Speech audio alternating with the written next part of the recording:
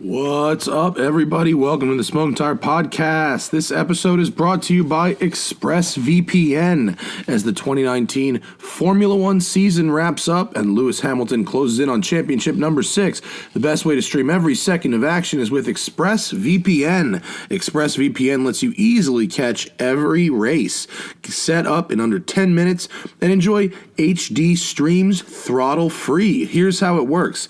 If you don't have a US cable subscription, ESPN2 is a great way to tune in. Get ExpressVPN and then connect to a server location in the US. Visit YouTube TV or PlayStation View and use the free trial.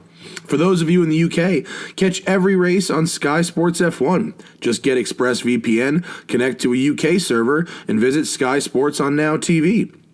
ExpressVPN works on your computer, phone, router, and consoles like Fire TV, so you can watch all the games from any device. And even when I'm not watching Formula One, ExpressVPN encrypts all your data and keeps it safe from hackers 24/7. Enjoy all the remaining races this season in HD with the world's most trusted VPN, ExpressVPN. Use my special link today to get 3 months free at expressvpn.com/smokingtire. That's expressvpn.com/smokingtire for 3 months free with a 1-year package. Visit expressvpn.com/smokingtire to learn more. And how about Blue Driver, folks? The Blue Driver scan tool is the easiest and most effective way to understand your vehicle. Just plug the Blue Driver sensor into your car or truck, open the Blue Driver app on your phone, and boom! In seconds, you're learning about any issues your vehicle might have. Not only will Blue Driver tell you why your check engine light is on, it can find hidden issues that can normally only be detected by professional mechanics' tools. Best of all, after you discover a problem, Blue Driver will suggest verified fixes for the issue. Then you can fix the problem yourself or head to the garage armed with knowledge. Either way, you're going to save time and money. Blue Driver is powerful enough for a mechanic, but easy enough for anyone to use. That's why it's the best-selling scan tool on Amazon. Order one for yourself or give it as a gift. The holidays are just around the corner, folks, and Blue Driver makes a great gift for the auto enthusiast or DIYer in your life. For a limited time, take advantage of our special smoking tire offer. Visit bluedriver.com/TST. That's bluedriver.com/TST to get 10% off Blue Driver today. bluedriver.com/TST. Guys, how about the ThinkWare dash cam? It's the U1000, folks. It's now available. It's able to capture clear and crisp videos of your drive. The ThinkWare U1000 is the very first 2-channel dash cam in the world to boast a native 4K front and 2K rear resolution. In addition to its amazing video quality, the U1000 can also save you money with its speed and red light camera alerts or make you a safer driver with lane departure and front collision warnings. With the convenient remote live view and parking impact alert cloud features, you can instantly check on your car or be notified of potential hit and runs.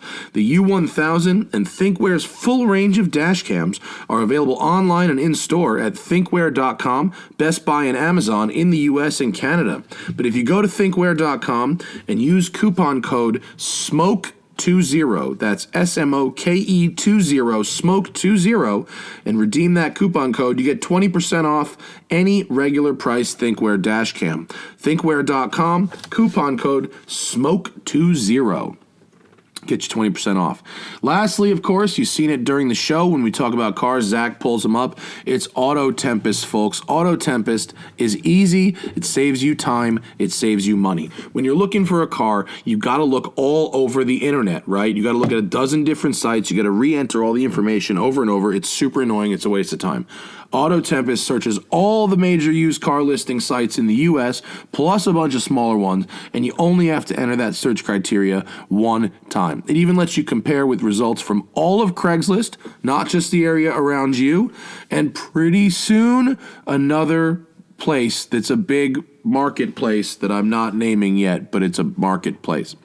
It saves you time, and therefore it saves you money, because if you try to check it for yourself, it's double work city, folks. It's the worst. Look, guys, here's how it is. Auto Tempest takes good care of us here at the Smoking Tire, and we should take good care of them by saving yourself money. That's it. You don't have to spend anything. You're just saving. It's only saving. Autotempest.com. All the cars, one search. All right, folks, on this episode of the podcast, Edmunds Carlos Lago. He has really taken that YouTube channel over there by the horns. He's making a bunch of videos. We're going to talk about C8 Corvette. We're going to talk about GT500. We are going to talk about a bunch of stuff, but boy, do we spend a lot of time in this episode on C8 and GT500, but they're heavy hitter cars, folks, so that's what it's about here on the Smoking Tire Podcast with Edmunds Carlos Lago. I got banned from Yelp for 6 months once. How'd you do that? Remember the Magician? Zach, were you there for the Magician? Yeah, before Fast and Furious. We went to a restaurant that had a tableside magician. Awesome. That was going around. Like, as part of the restaurant or just It was as part of the... No, it was not advertised. Okay. No. Yeah. So we had a tableside magician. Yeah. This wasn't a magical restaurant. This was just a restaurant wasn't like in a strip a mall. Chevy's or something. Yeah. No. That just had... Just a regular, like a really Greek restaurant or boring something. decoration. Is it kind of like you go to a Mexican restaurant and they have the mariachi band come up? Or? Yeah, but worse, Yeah. because it was straight up like strip mall, tile floor, So, like bought the furniture secondhand from a Burger King that went under kind of thing. You know what I mean? Yeah. And like they had a magician, tableside magicians. Anyway, the tableside magician, we clearly expressed that we did not wish to, came over. And I left a Yelp review in which I described the appearance of the tableside musician as somewhat pedo-like. So... Like he had a ponytail that was, and like it was really like pedo-like. It was pedo-like. Tell me more about this experience with you clearly indicating you did not want a magician at your table. The magician still comes over because at that point there were other tables that had like families and kids. It you're made no a little longer more the villain sense at this point. If you say like we don't want any, and they're still there. I don't recall that exactly the interaction. You're now that the was hero, had. right? I don't want to say the magic was forced on us. I want to say that he just didn't get the social cue. Like and you're trapped. Yeah, you're like thank you. And anyway, my using the term pedo-like to describe his appearance on Yelp led to a ban, which okay. Fair. I think that's actually fair. Ask me if I've ever been to that restaurant again. Nope. So it was okay. By the way, food, not that great either. I wonder if the magician was hired by the restaurant. It seemed like it was a promotional thing. Like it's a guy's come on cousin Wednesday. or something. Hey, he's just doing his best. Yep. And with that, it's the Smoking Tire Podcast. Hi folks. Everybody. Carlos Lago is in the studio from the Edmunds. And in total Edmunds fashion, you rolled up in a Camry. I rolled up in our long-term Toyota Camry. It's got 35,000 miles on it now. And let me guess, it works. It works great. As any new car should with 35,000 miles on it. But yeah, I've been in that for 2 weeks. Question. Hey, angle that mic a little more pointed towards your face. Like down. Oh, downward. Yeah, sorry. I think Camisa wrote the steering feel in the Camry excellent. is better than any non-BMW right now. Is that true? Well, I mean... kind of a low bar, right? I agree. It's a pretty low bar. It is. Yeah. But is that true? I'd say the Camry, I don't know, I have to drive the two back to back, but the modern Camry, this new generation of Camry actually does a lot of things well from a driving perspective. Yeah. Like the engine really wants to rev and it feels good when you do it. Has anyone tried to fit the Evora supercharger on it yet? I'm sure it might work, right? I think Why it not? kind of does, but I think you'd have to find a hood Yeah. or cut a hole in the hood or something. And the Camry doesn't do anything wrong per se. Yeah. I think the transmission's a little clunky more than it should be. It's like kind of an antiquated auto, right? At this point. And you get some harsh shifts every now and again. Nothing, again, terrible, but it's like, this probably shouldn't be the case for this kind of car. Yeah. So that's why as a brand we like the Accord more. But I wouldn't fault anybody for getting a Camry. I think the Camry looks better. When I see them on the road now, I'm kind of like, that looks kind of nice. Yeah. The only thing that still doesn't look right is that weird plastic vent underneath the taillights. Oh yeah, those little I don't even know what you call them, but they're just these weird little details. It's like a knot. Yeah, I guess it's like a contrast detail. It's supposed to look like an extractor type vent, but it definitely isn't one. It's like one of those vestigial things from the concept that should have disappeared. Yeah. What colors does that hide it? Like if you get it in black, you can't black see it, or gray. right? Yeah. I've seen a couple like the people are like murdering them out. Yeah. The black wheels and the tints, and it's not bad. It's not a bad car. Not a bad look. You know, and that I think with the V6 it has almost like 300 horsepower too, so it can scoot with the right setup. I've had a couple of Mazubers. Yeah. They're all right. They're fine. Mm-hmm. It's a totally fine car, you know. I saw the interior photo on one of them that had like all red. Looked really nice. Yeah. Like it looked pretty upscale. Oh, do they do the Superman thing like Lexus does with the blue outside and the red inside? I think it was just a gray car, but it just it gray looked with nice. red works. Yeah. Yeah. But I'll say our car does this really cool thing with Bluetooth audio. It just doesn't work, no matter what. And in fact, when I connect my Your phone Bluetooth to audio is just fucked? So the phone, fine, no problem. But music, I connect my phone every 5 minutes, maybe a minute, it gets Bluetooth audio device connected, Bluetooth audio device disconnected.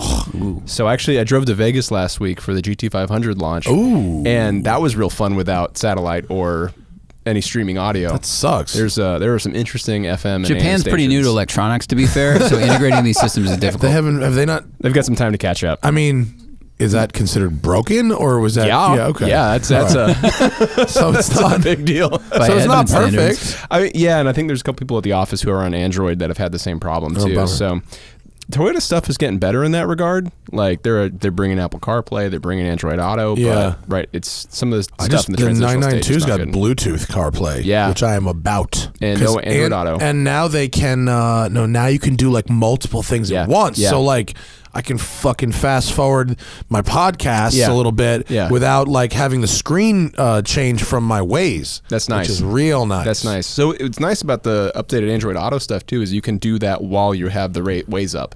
Yeah, that's what I mean. Oh, okay. Oh, that's okay, what I mean. got Yeah, you can do other things with your phone. Oh, no. So I mean, you can do this stuff on the screen without looking at your phone on Android Auto. Oh, and where does it put this? Where does it put the Waze screen? It makes it smaller. Yeah, well, you have like if you divide the screen, not by quarters, but even more than that. Like the top major section is the map, and then you have like fast forward, play, and rewind. Oh, the home. home. The home screen on CarPlay will do that. Yeah. Okay, I don't know if they'll do it with Waze Yeah. though. They may only Yeah. do it with the Apple Maps. Yeah. Typically, I go full screen Waze, and then I have a mount for my phone, and so I leave the music controls on the phone screen, and then the Waze on there. Because I just did like Boxer Spider, 1,250 miles. Oh, the best. That's not bad. 1,250 miles in 36 hours. That's not bad. I was mobbing Where'd you drive from? L.A. to Santa Rosa and back. Nice. Okay. Yeah. Flavortown, USA, brother. Good times. Good times. Yeah. How's that car? I haven't driven that yet. The best. Yeah? Yeah. I mean, it's the best, but obviously not the best because of the Cayman complex. Oh, yes, which is of where course, no yes. Boxster or Yeah. Cayman will ever be better than a 911.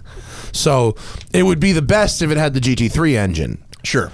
Yeah. As is, it's the second best. Like most things would be best. But it has, but like Pizza would be the But it has best. a 4-liter. It's just not the 4-liter. yeah. Like, isn't it weird that Porsche makes 2 4-liters? Doesn't that seem harder than making more other?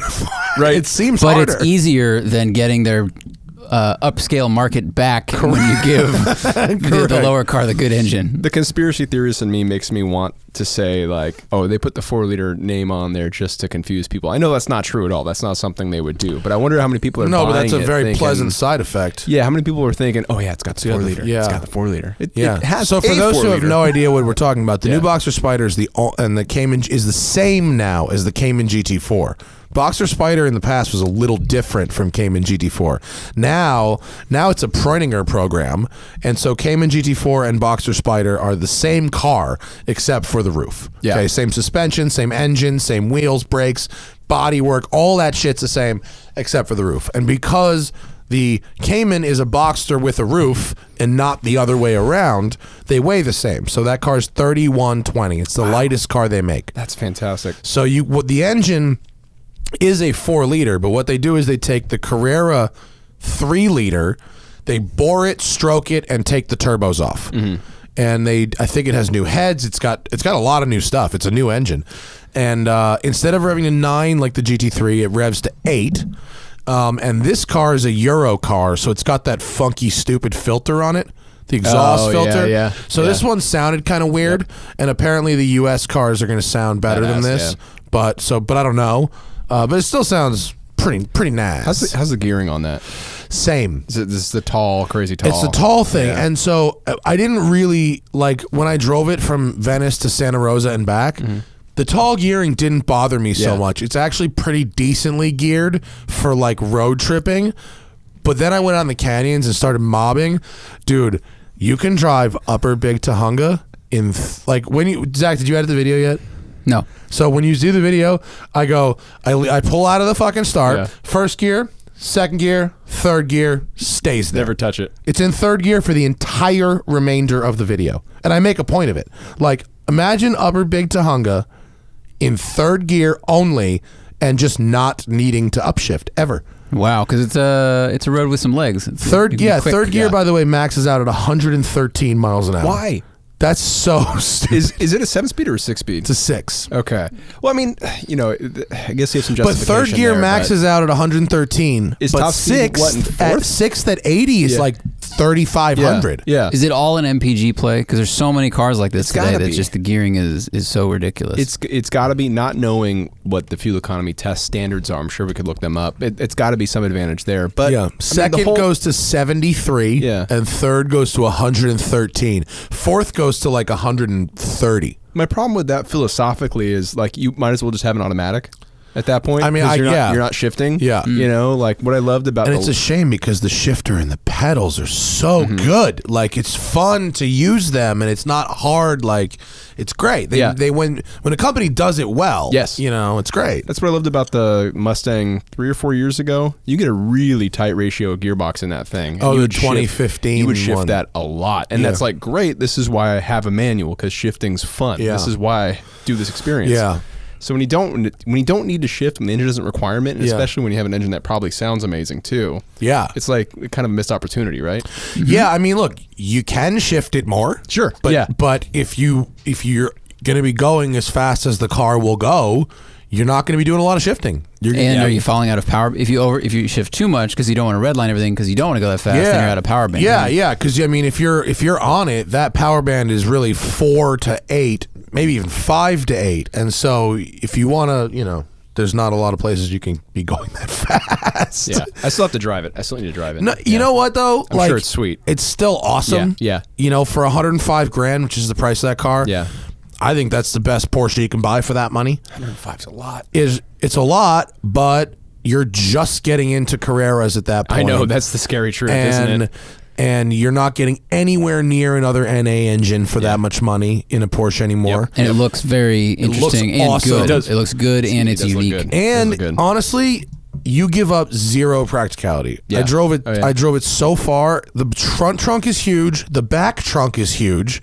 The seats are the carbons, but they're comfy. Like they're made of, you know, the shape of them is the correct shape. So you could sit in it for 7 hours and it's fine.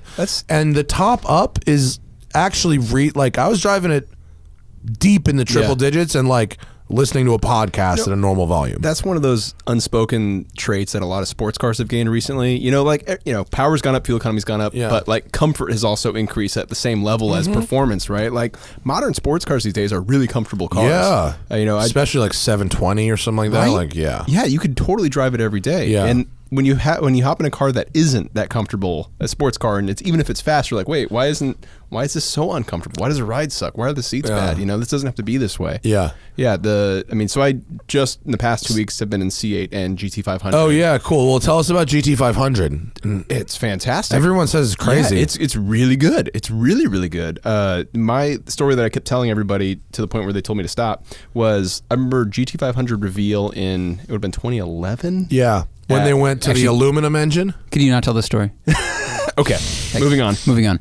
So anyway, how's the Camry? The Camry's how is it pretty rad, man? On the way back, so we did the drive event at VIR, my first time at VIR ever, and here's this, you know, big, massively powerful GT500. They expressly recommend that we do not touch the curbing with a GT500.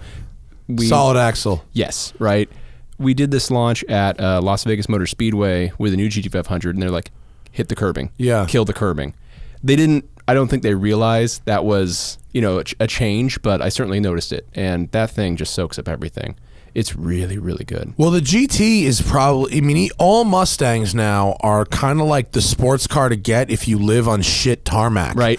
It actually is for a front engine car. Oh, that color Vet you drove is a good color. Yeah. For a front engine car, the Mustang is probably the best ride of a front engine car, I think, I'd right say now. for a front engine, rear drive sports car in that range, it's Mustang and Camaro are as good as they've ever been. I guess the Miata also has a good ride. Yeah. But that's sort of a different thing. And then the updated one is just fantastic too. Oh, the new motor? So Isn't good. the new motor It's great? so good. I got in that. I was sort of like, I sort of blew it off at Road and Track P Cody. Yeah. And then it was there, and they were like, you didn't drive the new motor yet? I was like, and Camise was like, no, you have to. You got to drive it. And I went out on the track in it, and fuck me, was it it was a world of difference. Yeah, that car rocks. And it's funny I think like the red line went up, 1,000 RPM? Yeah. And it's funny, it's like, 1,000 RPM, and then you drive it, and you're like, oh no. No, this it is makes a This is massive difference. Yeah, and it's, you know what I really want to drive is the MX-5 Cup version of that'd be that. rad. Because the MX-5 Cup version of the old one was incredible. Yeah. Because it was so sharp and amazing, but the new one, oh boy. Yeah. Wait, so GT 500. So it's 700? 760 on 93 octane. What it does on 91. What'll it do on 91? I don't know, less. Yeah, probably 20 or 30 less. Yeah, I tough to say, to be honest. Yeah. But yeah, the car rocks. It's really expensive. It's 100 G's, right? I mean, if you put everything on it, but even the base car is 73, 75-ish, around there. That's a lot. You get 760 horsepower. Yeah. You get a lot of power, you get a lot of capability, but the track pack, the carbon fiber track pack's $18,500. It's the wheels, though, right? It's the wheels. It's a couple other Wheels, elements wing. too. Oh, I don't know off the top of my head. Oh, I thought I said wheels, weight. Wheels and wing, yeah. Aero, adjustable suspension. It rides lower. It's a pretty comprehensive package. Those wheels are expensive, but fuck, they're kind of worth it. They're carbon though. fiber wheels. I know you can't really, you can't do those things to the like reducing that unsprung weight is such a drastic change. Yes. There's almost no other way to do it. It's nuts. Car Driver did an article on the wheels, and they're, similar construction to what's on higher tier Ferrari stuff. Is Carbon Revolution still making them? Yeah. They're the main. Why isn't Ford just buying Carbon Revolution at this point? If I'm Carbon Revolution, I want to sell more wheels to more automakers. I don't want to be bought by an automaker. But is anyone else buying their wheels? I think yes, Ferrari is for sure. For LaFerrari? I think there's. I should know better, but I've kind of been out of the supercar world for a while. Got it, doesn't it? Pisa's got them, and I think their upcoming, Uber Hyper Super Mega car is going to use them. F90 or whatever it is, or what? We got to be seeing these things on C8's got to have them at some point, right? There's Corvette. Eventually like ZR1. Maybe. Yeah. Years ago, I talked to the main guy at Carbon Revolution. I forget his name, but he was implying that there's a lot of high performance SUVs coming that really do well with with reduced on because they want to run like 24s, bro. There's also a lot of high performance EVs that benefit from low unsprung mass, and so this stuff's all in the pipeline. I think fiber wheels for everybody. Huh? Yeah. Hey, I support them. They look cool. I support carbon fiber wheels. I support carbon fiber wheels. I was very lucky that a couple years ago I got the chance to do a thing with Carbon Revolution at Willow, where they brought out a GT3, and I ran 5 laps in a stock. And then they put it up on jack stands and put Carbon Revolution wheels on it, and it was fucking shocking. The difference in how the car drove. It's a significant weight. It was everything about it was so much better. I mean, the turn-in was sharper, and the brakes were better. Acceleration was better. Like everything was better. It was crazy how much different it was. It's really and it's crazy to think they're on a Mustang. Yeah, even a high performance GT500. Well, they were on GT350R, right, and they're still cool there. But yeah, this car altogether is, the dual clutch, right? I guess they figured it out because the GT350R cost less over the regular 350 than the cost of those wheels. That's why they limited the R, because they lost money on the wheels. Yeah, and so they figured out, they go, look, we got to keep the wheels, but we're not losing money on this bullshit anymore. Yeah. So now the cost of that package costs the wheels plus whatever, and they threw in some other stuff. That's just thinking. Business and life, huh? Yeah, the dual clutch is real good.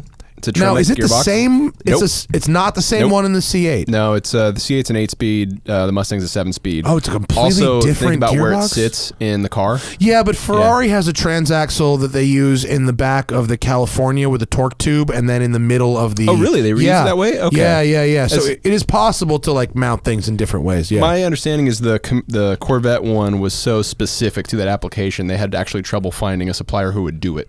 I believe that. Yeah, I believe torque that. requirements. Yeah. And so Tremec does both, I believe. They do. And like It is Tremec is like the dark horse dual clutch supplier right now because both of those transmissions kick butt. Well, it was about time because they had to dive into the market because both the American companies were demanding that they need it. And they're doing a fantastic job. Yeah, so... And ZF was walking by going, you guys need anything? You good? Right. Okay, we're here. Just give us a call. So the Mustang you drove was a production version of the car? I believe so. I mean, it's a press event and there was a lot of them there, so I would imagine so. And did you drive it on the street also? Yes. Okay. Yeah. Drove a track version on the street. So, okay. Yeah, I tried to do that the worst way possible by getting the most aggressive car on public roads, and it was totally fine. but in Vegas. It's Vegas. Vegas Yeah, is easy. Yeah. But wait, so here, what VIN Corvette were you driving? I drove one of the pre-production ones that's been going around. So how did the gearbox feel in that one? Great. Okay. It was fine. Yeah. Did they tell you it was the newest software? We didn't talk specifics on software about that. It had handlers, right? Yes. Ooh, blue with tan? Yeah. Is the interior in that? Show me the interior. The interior's not in that. I could try to dig up a photo of it. What an interesting color combo. It looks interesting. I would not recommend it because the glare from the tan on the dash just goes. That windshield is so aggressively raked that it's kind of like, whoa, okay. I actually, now that you mentioned it, had some reflections on dash issues as well. Yeah. But, okay, so the car I drove was VIN number 19. Okay. It was sort of the orangey red with the black. Yeah. Z51 car. And the gearbox was good on the track. Okay. Full throttle upshifts, full brake downshifts. But around the parking lots and on the street, that one I had. Around the parking lots and the street, it was a little clunky in its like mid throttle or mid brake. Like mid brake, there'd be kind of a lurch forward. And mid throttle, it would almost behave a little slushy where it would go. Okay. Well, it also did the thing where, like, I was accelerating it at like 3/4 throttle, not super aggressive, like 7/10, and when it shifted, it was, and you pointed out really well, it was like the engine RPM doesn't drop quick enough because of the programming, where the next gear slots in right at the right RPM. It would kind of like lunge. Okay. So on the downshifts, downshifting. Yeah. So on the downshifts, like, well, we noticed because we had a McLaren Lt as well. So when you downshift in a McLaren Lt, the engine zings up and then the clutches close right as it begins to come down. So you're using that inertia of the engine braking, and it gives you a little brake jerk. Brake jerk. Yeah. This one, in order to, I think, time the downshift faster, it catches it on the upswing. Interesting. Giving you the littlest jerk forward as it engages, where if it actually did it slightly slower, it would catch it on the down like the McLaren does. So I didn't experience any of that? So they told us that they had multiple different revised tunes since. So if you didn't experience it, that's good. I had two complaints about the car. Rear 3/4 visibility is not so great. There's none. Yeah. Did you like the camera rear view mirror? No. I don't know if we were talking about it. So the C8 has a camera rear view mirror, and there's different levels of zoom. There's 3 different levels of zoom on it, or you could turn it off and just have a regular mirror, which is horrible.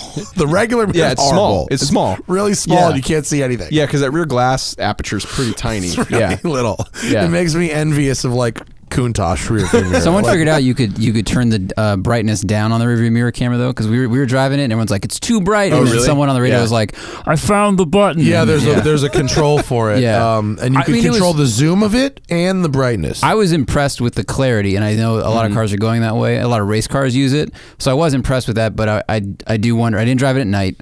I'm not sure how it would be then. And then if it gets dirty, like radar cruise doesn't work if you get the sensor covered in mud and rain and stuff, so I don't know if that would impact it the way. My problem may be more personal because I get really motion sick really quickly. Like if you do VR or you don't, so it's boats no go. If I'm sitting seat in a car and it's twisty, I'm like I can't. So when I have that mirror on, my depth perception and awareness of it's just like whoa, instant instant nausea. So maybe just me. If you were faster, you wouldn't look in the rearview mirror so much. True. Even when that mirror was in like Cadillac products, I was like, let's get this thing off. But the first thing I did when I drove it was try to back into a parking lot to do that test, because that's going to be very important to these buyers, and it was fine. Yeah, it's okay. Right. Yeah, I was, get the camera set up, and it's not the worst. It's not the worst. And actually, when I first got in the vet, I was like, this fucking camera, oh no. Yeah. And after a couple of hours, I did get more used to it once I learned what the scale was of it. Yeah. And then, when you are actually backing up, the backup camera on the main screen is helpful as well, but it's weird to get used to. It's definitely different, and I'm not sure. What I think is weird about it is they had to make the mirror also work as a mirror. Right. Yeah. So that really limits the size. Like, you'd think with a camera, well, now I could make the screen any size and shape I want. It doesn't have to be the size of a traditional rearview mirror. It doesn't have to be in the place of a traditional rearview mirror. I can put it anywhere. Yeah. But because you have to be able to hit a button and make it an actual mirror, you are totally restricted by that. Yeah, which I found very funny and interesting. Did you ride right seated in it all? Yes. Did you find the wall weird? It is weird, and as somebody who drives all the time, even with my wife, I'm like, not my problem. But for somebody who's in the right seat and wants to interact with the stereo, you got voice controls, go for it, right? Well, I just drove the new R8 too, and the passenger can't do anything in that either. I think they're kind of going that way. Ferrari's smart to offer a little HVAC controller or display. Like that. I mean, that's a $400,000 car at that point. No, but that's not. But that option could trickle down. Like when I was just driving R8, I was with Collins from Jalopnik, and he was saying how he really likes that they now have these fully driver immersive cockpits where you can do everything on the LCD screen. And I'm like, I like it too, but I really liked it when the passenger could take control of basic. HVAC volume and track, thing, and you could do it in the 812. The Ferrari 812 Superfast had the little mini touchscreen, which was very nice. I like that a lot. But to me, it's like it's a preference. It could be better, but not. I think Taken you can do it too. Doesn't Taken have the full passenger display? Yeah, that thing has like 4 or 5 displays. I'm so excited. November 13th, I'm driving it. Are you going to? Same day? I will not be at that one. I'm excited. I think we'll have a representative there. Yeah. I'm stoked. We're looking forward to that. The other thing I wanted to say, did the car that you have, the other car, the C8 that you drove, did it have a lot of like DI noise? Direct injection noise? Yeah. No, we did find the fake noise. It's got fake noise. Yeah, I'm sure it does. Which Camisa found because he's the most like. He's like the car. Camisa's the most Camisa. He's the car whisperer. Like we need to make Camisaing like a verb. Yeah. When you basically like disassemble a press car on the side of it. He fucking like disassembled the Supra. This is great. I went to the bathroom and I came back and there's like half the Supra's bodywork is on the floor and him and Sam Smith are just like yelling at each other. I'm gonna find the toilet part number. I can just hear. I'm coming out of the bathroom and I hear 24. 25, and they're just counting BMW badges. There's body panels like all over the place. It was so fucking crazy. That's so funny. Well, like the issue. Again, it's an issue for me personally was that thing at idle, stereo off, quiet environment has quite a bit of that that direct injection noise. That sort of sewing machine noise. Yeah, and then at like part throttle, like when you're merging on a freeway at a normal human pace, that got pretty loud for me. So it may be one of those things like your transmission issue that it was just the car that I drove. It could also be something that I didn't really notice because we didn't do any like around town driving. Okay. We really were on the track and I had a fucking helmet on and was beating the piss out of it. And then we were up kind of doing canyon driving. Okay. So did you enjoy it dynamically? I really like that car dynamically. How good is the ride? The ride's amazing. Ride's amazing. And like the funny thing is, we were doing some back-to-back driving with other sports cars and the steering doesn't have in comfort mode and all that setup. It doesn't have that like immediate 911 on, right? 911 steering is about right, isn't it? Right. So is Boxer Spider. Boxer Spider is the same. Exactly. It's amazing. But thinking about, if I'm commuting to work in the middle of this country and I just want to one-handed on the freeway at 80 miles an hour, that Corvette makes a really compelling case. I didn't like the sport mode steering. I thought it had too much weight on it. I drove it in like the middle one, and I preferred that. Yeah. But that was the case with the Camaro as well. I thought like I don't like any of those. And I've got the Tesla outside right now. The heavy steering is stupid in that it's way too. Too heavy. It's way too heavy. Yeah. I don't need that artificial heaviness. But the steering was really. I thought it was really sharp. It was slightly video gamey, but It's pretty good. I don't know about the square wheel yet. Aesthetically, yeah, I know people have complaints. I love the fact that it gives you a really clear view of the gauge cluster. I like that, and that's too. a problem with the 911. I think that's it's so charmingly fucking like the 911. The idea that the Germans would do a throwback gauge cluster. Yes, that's gorgeous. That's gorgeous. And that the steering wheel blocked back in the day, and that it continues to fucking block. It's like it's a gorgeous gauge cluster, and I put the wheel at the bottom of the travel generally, and the top rim is just boom, it's gone. Dude, so all four of the side gauges are gone. fully blocked. And here's the thing with the tack, so long as you can see red line, who cares? Yeah, right. Like that's the most important part. But from just a pure visual standpoint, like why can't I see the gauges? But isn't that an issue of the gauge cluster itself being too wide, not the shape of the steering wheel? Like if you had a square wheel, unless it was a rectangle, like it was huge. Well, that's why the Corvette. No, in the Corvette, it really surrounds. It really does surround the screen. Right. I think in the 911, I think the gauges are smaller. It cuts right through the middle of it in almost any position. Doing, guys? Well, in my old 911, it's the same. Yeah. It's exactly the same. I got in the car and I was like, oh, this is familiar. I have to tilt my head to the right to see the fuel. Sometimes tradition is bad, sometimes it can be charming, but it can also be because the gauges are the same width, but they used to have that giant yacht steering wheel because now they've got this little sport GT wheel. It's even smaller. But I'm driving a Tesla Model 3 right now. An actual Tesla press car exists. Yeah. And while people were complaining about the lack of a gauge pod originally, I learned very quickly that not having a traditional gauge pod means you can put the steering wheel anywhere it's comfortable. That's totally true. Yeah, because I've got big ass legs, right, and then little T-Rex arms. So normally when I drop the steering wheel real low for my little T-Rex arms, it blocks the gauges. Yep. Now I put it where the fuck I want. Yeah. Nothing blocked. It's actually brilliant. We've got about 23,000 miles on our Model 3 at the office now. Oh, does it work? It works great. Good? Yeah, it works great. I mean, I think we had all the bugs were ironed out. I mean, it was a first-year production car, right? And there were quite a few recalls on it. I think we had the screen replaced twice. Oh shit, really? Twice? Yeah. But now it's great. This one I have seems to be of a higher quality than the early one I got. Yes.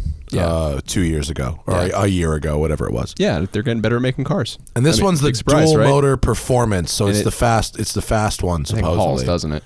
I've only driven it from my house to here, but yes. Yes. And actually they pointed out, I looked at the map, I'll give them credit, there's quite a lot more superchargers in LA than the last time I drove a Tesla, including they put one in Malibu up next to Bill's, thank fucking God, and they put one in Glendale at the base of Angeles Crest, so you can actually go mob a Tesla in the canyons now and not worry about if you're going to get home. Like, thank God. Now we can go have some fun. The real secret to Tesla isn't autopilot, isn't any of that stuff. It's the supercharger network. Yeah. I mean, you could legitimately drive that car across the country. Yeah, you can use it as a car. And when you're stopping and you're charging it, you can watch Netflix. Yeah, right? they said they were gonna send the Netflix update to my house tonight to the car. It's really cool that some of the stuff in those cars is really neat. And the UI shits on everyone else's UI. Have you found the whoopee cushion yet? No, but really? There's a whoopee cushion in the car. Oh my God, my fucking wife. I mean, I take people for joyers in that car, and not the acceleration, not the autopilot stuff, not the summon. The whoopee cushion gets the most laughs. I mean, it's a fucking meme car. Of course, it's got stupid shit in it. It's a meme car. Elon Musk is a walking meme, and his car is a meme car. That's the world we're in right now. Hey, you know what? And you can spend $50,000 on it. I like the car. Me too. I'm not gonna lie. I like the car. It's fucking cool. I look at a lot of modern compact luxury sedans. Yeah. And the Tesla is the new de facto standard of that group. Yeah, no one else makes a car that size right now that I actually want either. Yeah. Everything that I think is desirable to me right now is either smaller or substantially larger than that. Yeah. And even some of my favorite luxury sedans in around that size are the A-Class and the C-Class Mercedes, right? Yeah. Really nice cars. Yeah, it's good. They're both have a lot of strengths going for them. But when you option one up, I'm like, same money. I'd probably just lease a Model 3. Yeah. All things being equal, right? Because it is more engaging to drive. It's certainly I do like anything that you and I have done so much driving. Yeah. That anything that can alter that driving experience is good. Yes. For me, sometimes that means driving on the right-hand side of the car. Yeah. Sometimes that means driving a car that requires you to do some really weird shit. You know what I mean? Yeah. Like, I just fucking drove my Countach to the Audi R8 press launch for a full dick measuring reasons and almost no other reason. It seemed Did you like win? Did you win? Yes, I won. It seemed like a really good reason at the time. It was actually I had such a nice drive. Yeah. It was so fucking. Yeah. On the way home was rough, but the way up was great. Yeah. See a souvenir I picked up.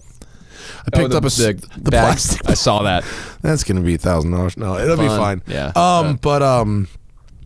Fuck, where was I? Model 3. Weird car. Yeah. But the Model 3, one pedal driving is a new is like a new thing. You know, and that I'd argue that car might have the best steering of that group. When you turn off the sports steering and just leave it in its normal Regular, default setup, normal. regular mode, Pretty good. Yeah, you drive that back to back with the new 3 Series, and it makes you wonder what they're doing at BMW. I've been consistently disappointed with BMW's steering in the last 2 years. And the whole irony, what happened yeah, here? the whole irony of Model 3 is everybody's going on about autopilot when really just turn that stuff off and drive the car. Yeah. It's just good in It's that a state. really Yeah. pleasant driving experience, but then it also can be an exciting one, and it's different. Like you said, it's new. Yeah. So I think you might be able to get a piece of that experience driving like an e-Golf or something. Like it's quiet, it's silent, it rides different, but it's a new experience, which is nice. Like I love the C63 AMG, but the reality is if you buy one, you can't go drifting and drag racing and make a bunch of noise and go super fast all the time. Yeah. So the also experience of $90,000 like too. right. Well, I mean the experience of driving those kinds of cars around. You don't get to reward yourself as much as you do You don't where get it's to like explore it. whereas getting in a Tesla or a similar car, but in this case the Tesla right now, like it's an interesting thing to explore at like any speed. The thing that it does kind of all the time. Yeah, you can explore its acceleration potential on the commute, right? Well, that's an interesting thing. So Jason was saying there's a friend of his who has a GT3 like RS and also a Tesla, and his wife's like, I don't get it. I get motion sick in the Tesla. I can't ride with him. Oh, really? The car's too fast. And he rode with him once, and he realized it's not that the car's too fast. It's that the husband was driving more aggressively in the Tesla from zero because you just can, and it's silent. You get away with it. Yeah, so the he's just idea driving like of an asshole. quote beating on it isn't really there. You don't need to have any kind of like mechanical sympathy. Also, you don't need to just shift at a first. You know, you don't need to worry about clutch engagement. You just nail it. And there's no audible signal of, ooh, you're getting kind of up there. You know, watch out. Like you just go. Yeah. But I think it's going to be a fun week. I'm looking forward to it. You should have a good time. Yeah, I'll show you the whoopee cushion after. Show me the whoopee cushion when we it's go great. outside. You can change the speaker that it plays out of. You can change the fart That's sound. very funny. Oh, it's real stupid. Wait, can we circle back to GT500 because I genuinely am interested, and we took a left at Corvette.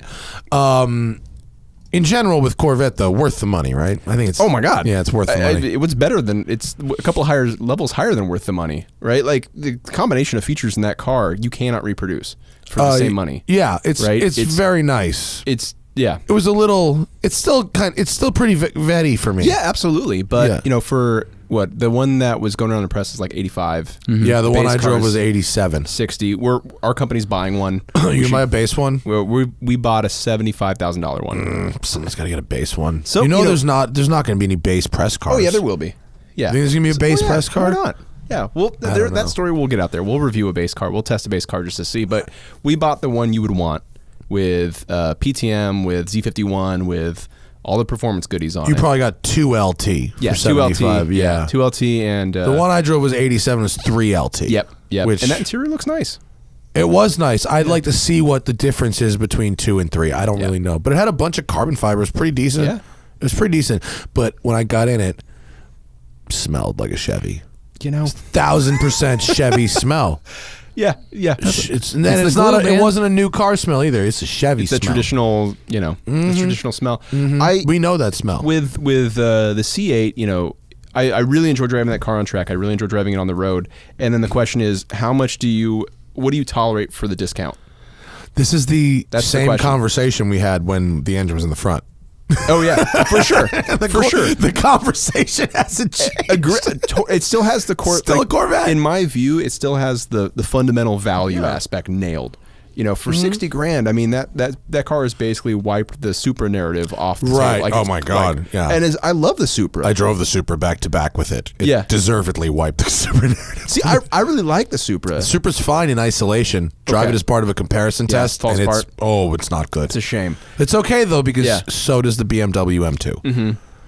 You know, when you drive it next to a bunch of mid-engine stuff, it's like, pff, get out of here. There's a video, by the way. I'm not just going to have that one sentence crapping on the M2. You'll have some stuff out of it? I have a video of it on the track where I crap on it while driving it. Yeah. Also, the RCF, which I was not kind to, the RCF Track Edition. Yeah. For $96,000. Yeah, I mean, to me, C8 really shows some of the, I don't want to say faults, but lack of real aggressive, design and planning. Like C8 is a miracle for 60 grand, right? Assuming the car you Assuming get is the base car, decent. yes, It might for not sure. be. There's a lot of caveats there. But, look at M4, Yeah. right? Look at C63. Look at all those really expensive luxury-oriented Can't you get a supercars, sports C63 cars. and an M4 for over $100,000 right now? I think you might have trouble getting Isn't a M4 up there. A CS, I think, might be $100 CS grand. might be up there. Yeah. I wouldn't be surprised. And so, a 911 starts with the manual now at like 111, 110. Yeah, because you can only get an S, right? As a manual. Yeah, so you're left with, if you're looking at mid-engine, you're left at 718. And unless it's this... Don't you dare ignore my Lotus Evora GT. My good buddy Lotus Evora I need GT, to get a mid-engine Lotus. manual gearbox. I haven't been in Evora for a really? long time. Yeah, oh, it's we need been- to call it's- Corey it's and get you in an nice. Evora. Okay. It's real Yeah, nice. the GT's the shit. Okay, Yeah, it's I great. got to drive it. But Yeah. I think I'll get off the Corvette for the time That's being. okay, How about that? whatever. Because we've been on it for a while. And go back to GT500. Yeah, GT500. Sorry. Which So rocks. how does it manage 760 horsepower? Really well. Is it through an advanced traction management system or look, just naturally good dynamics? dynamics? It's a tuned system for the car, of course. If you match the gas from a stop, you're going to make a ton of smoke and disappear, right? Right. Like, obviously. But we were It's a at... good-looking brake stand you got there. That's the factory line lock. Oh, it's got line lock. great. It's got a factory Is it line the lock. first combination of line lock and a dual clutch gearbox? I don't know if I've ever seen that Good before. question. I don't know if Line it is lock or not. plus dual clutch is Yeah. very interesting. Yeah, I mean, it should be able to work in any other car, too. Is it just an electronic brake bias control or something like? They're just doing clamping how- down the front brakes and not touching Oh, because the everything's rears. electronic anyway, Yeah. so it just goes, Yeah. hey, don't worry about the back right now. So Yeah. Charger has that, Mustang GT has that. Yeah. So it's not like really exotic hardware. And to be honest, it's kind of fussy to get into and turn on. I had a real hard time finding it Like- in the last Mustang I drove. Remember when I drove the Demon, I was like, I'll just mash the brake and mash the gas. Like come on. I don't need a line lock in this thing. It has a really effective launch control, though I will say the delay from releasing the brake to forward acceleration is significant. Oh, that's not good. Not good when you're looking at a Christmas tree on Yeah. that trip. Yeah, so you have to add that time into your acceleration. Oh, no. Now you have to guess your time. So you have It's to. So it's pronounced delay. dump it at the first yellow. Yeah, and that's shitty. Maybe in the manual it just says every quarter mile time just delete 0.726 seconds. Right. It was substantial enough for me to be like, wait a second, what's going? Okay, now we're taking off. Yeah. The good news is nobody drag races GT500s. Right. Nobody takes GT500s to racetracks. Well, my GT500s are undriven. I would. This is true, and I would imagine that if you're a professional drag racer who's an enthusiast about drag racing, you're probably not going to rely on the launch control. You're Think probably about how gonna throw- often you see a 2011 to 2014 GT500 on the road. Sure. Yeah. I would say once or twice a year is how Yeah. often I see one outside of a garage. They don't get driven. People buy them, they squirrel them Yeah. the fuck away, Yeah. and they show up why? on DuPont registry 10 years later with 18 miles on And what, them. they just hang there for a while? They got that. Yeah, do you know one drives GT500s? They're that's very weird. difficult to find out in the wild. The older ones too weren't particularly great to drive too. The 07s to 09? were not- They were terrible. They were not good. No. 10 they got good. Yeah, 11 they got Yep. much better. Yep. 12 they went too far. The 200 mile an hour one. The 200 mile an hour one, quote unquote. That one went a little That too was a far. little nuts. That was Carol Shelby was like, I want you to build me a Mustang. Those 662 horsepower. I Man. need 662 horsepower. That's what GT500 Oh, is Zach, always. what did you find on Auto Tempest? Anything for sale? I mean, yeah, you can get an 07 GT500 for current bid is $11,000. Well, that's a piece of with shit. 800 horsepower. 800 2013, 44,000. 07, 30,000. Why would you buy A that? 2013 30 to for 50. 44 is value well held. Does that have miles on Well, it? it's only valuable held if somebody buys it, right? That's a good point. Does it have miles on it? We'll find out a lot after of the money. break. It is, but those, a lot of money. but people ask in the 60s for those with like no miles on them. Because it's the most powerful ever. It's the most powerful ever still until current bid on an 07 40th anniversary edition is $35. What's the most? Or you can go get a newer one for $40. What's the point of most powerful if you don't drive it? bragging. Yeah. I mean, there are plenty of people out there. You're into guns now. There are a lot of people out there that bought like a Barrett 50 or a 48, and they never go to the shoot range it. and They they're shoot like, it "Look at once. this." Exactly. Yeah, $20 a bullet. Yeah. But Is it $20 a bullet? You can some of the rent more one up esoteric there, stuff can it's be. it's pretty big. Nice. There's a lot of about humans that is just like you want to have it. I don't get that mindset at all. You buy something, you use it. Like Yeah, that's my mindset. Like I'm not fragile with things that I buy. I buy them expecting to use them. Yeah, right? yeah. I don't. Do you think So I some bought people that Lambo. bought these That's GT500s and drove them and went, "Oh fuck, that's scary"? And Well, they were like, there is- now they can say they have it. Talking But about like, I mean, there's the same thing with guns too. Same thing with firearms, where people will buy a Viper or a ZR1 and be like, "Yeah, this thing's terrifying." Yeah. Ooh, and then be afraid to use it. Yeah. It's like, well, why'd you buy it? Get better at using this thing that you own. You know, Yeah. that's the point. If not, don't just say like, "Well, this thing's a real widowmaker," and I'm a brave guy for driving it. I like how people say that as if you can't use less throttle. It's like this like a Viper is going to get away from you if you aren't a complete moron. A car does not care what your intentions are. You put the input in, you get an output, right? Like the better you are at using it, the better the more it will reward you. Get better at using it and use it, right? But like you don't have to go flat out of every corner. No. Like you don't like that's not why you buy a 600 horsepower car, Yes. so you can do that. Yeah. It's like that's not the point. Unless the car lets you. Yeah, I mean Right, it unless you might. have the Well, it capability, might, yeah. but like Yeah. if you can't, you just don't. Yeah. Like, So that was actually getting not back to rocket the GT500. science. That Yeah. was the most impressive part about it. Is it really accepted power out of low speed corners. Second, third gear, you could roll it on Did it really make aggressively. like? Did it do that? Like, could you hear do like the timing retarding Nope. thing? Really? Nope. Right on it. I never got to a point where I felt like I was challenging the rear tires. Really? Yes. Absolutely. Wow. I mean, track I've never driven before. I was being a little cautious. Because that 'cause, outfield track, right? Yeah. It's kind of a fun track. GT500s hurt me in the past. Right? Like, did you crash No, I one? didn't crash one, but like, I've definitely put one sideways in places where I wasn't yeah. anticipating, right? Yeah. And with that in mind, I was like, okay, I'm gonna be cautious, and then, oh wow, this works. This okay. Got to a point where it's just feeding in full throttle out of low speed corners, and it's good. It's gone. Does it have ceramic brakes? No. So are they good? They're good. Real good. Yeah, you can, for their claim to weight's 4,200 pounds. Imagine lighter if you get the carbon fiber track pack and all that It's stuff. 4,200 That's their- fucking pounds. That's their claimed weight. And the brakes kick butt. So the 4,200 biggest pounds. with carbon fiber wheels. what does the ZL1 weigh? Unplug less my- than that, I want to say. I think less than that. I think it might be 4,000 though. It's still pretty heavy. They're heavy. But those brakes are massive. Those calipers. There's a Brembo rep at the drive event. And he said he didn't want to claim that they were the biggest calipers they make, but they're in that conversation. Nice. They're bigger. They get than, delivered in pizza boxes. They're just the calipers are like this big. The M2 comp I drove Yeah. at Performance Car of the Year had 15.7 inch brakes. Okay, these are 16 and a half. what? Yeah, 16.54, right, on the front. God. Yeah, the rears are, 14 and a half? 16, wait. yeah. Yeah, my Integra That's GSR had crazy. 16-inch wheels. That's right? so Like, crazy. absolutely crazy. I think they're the massive. track Hawks got 17 and change. I think that's the biggest That's ridiculous. that's ever gone on a car. Yeah. Is track Hawk. What do you have? 16 and a half Okay. is Chiron. Yeah. Bugatti Chiron is 16 and a half. Ceramic 16 and a half. That's go to Zach. Go to my Instagram. You can see the picture of my Aston from with the wheel off when I got the tire. So there, look how small. This is a 2003 supercar, 4,000 pound supercar, and look how tiny that Brembo brake rotor is. It's fucking bad. How much does that thing weigh? The car? Yeah. It's probably 4,000. Yeah. I think it. I don't know. Well, it probably wasn't designed for 140 to 30 stops repeatedly on a track. I took it at Monticello Yeah. once. It was fucking horrible. Yeah, right. Let me look up the weight. Vanquish curb weight.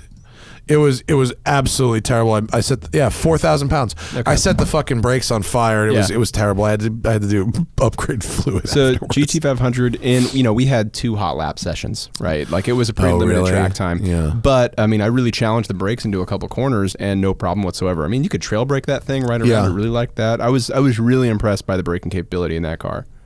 Do you know remember how wide the front tires are? Are they 305s? They're 305s. 305s. I want to say 305s and 315s. Tram 305s, lining? 325. It's Yeah, gotta tram be- lines. it's gotta be yeah, tram lining Yeah, bad. I mean, You know, I at this level of Mustang, I start accepting some like, hey, it's a similar in that much tire. Like, Yeah. I think at a certain point you're gonna have some concessions, right? Yeah, Like, and it's Yeah, but 305 it's just an example of like a way that mid-engine and rear-engine cars are kind of better, because when you have a front-engine car with this much power, you need to run this insanely wide front tire, which when you drive the car, and okay, fine, it works, it's good, and helps it turn in and everything like that. But when you run that kind of tire on the street, on the freeways here in LA, it's going to dart about. To me, it's like when you have 300 pound-feet of torque in a front drive car, you can't complain about torque steer.